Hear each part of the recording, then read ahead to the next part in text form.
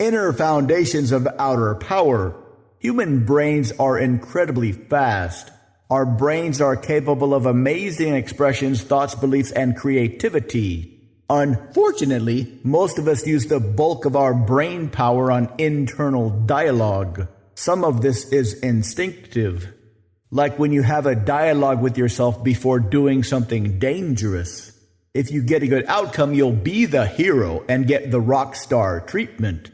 The action itself is simple, but to build up the courage, you need a lot of self-pumping up. But this can swirl in the other direction, like a hurricane that might or might not land ashore. Most of our self-talk is protective, which is a good thing. But the stuff we are protecting ourselves from is way less real than when our genius self-talking brains were calibrated.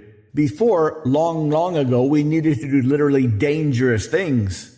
Today, most of the dangers are imagined. We imagine talking to somebody or speaking up at a meeting or making some kind of request or complaint. But then our lightning fast and super genius brains swirl around in an internal typhoon, imagining tons of good and tons of bad outcomes. This uses a lot of processing power, which makes normal thinking much more sluggish. There's a common theme deep beneath this thought process. We all have a terrible fear of negative social attention. It's like everybody has X-ray vision into our souls.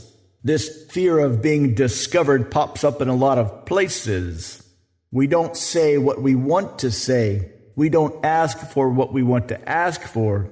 This is why it's been said, and is generally true, that most humans live lives of quiet desperation. We know we are capable of doing and getting much more than we have been. And it's very easy and probably instinctive to blame things outside of ourselves. At the same time, we wish we could express who we really are.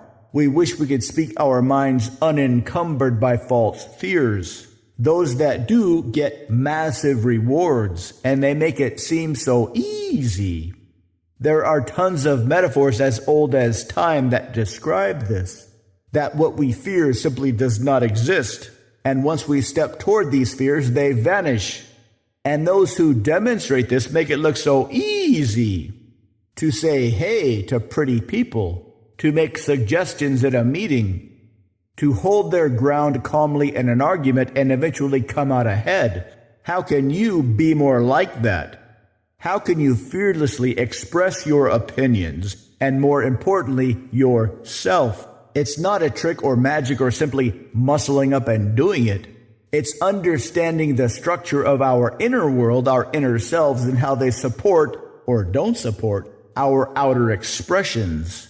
Build a strong inner foundation and the outside is easy. Slowly, steadily, comfortably. To learn more, visit mindpersuasion.com/inner-frame.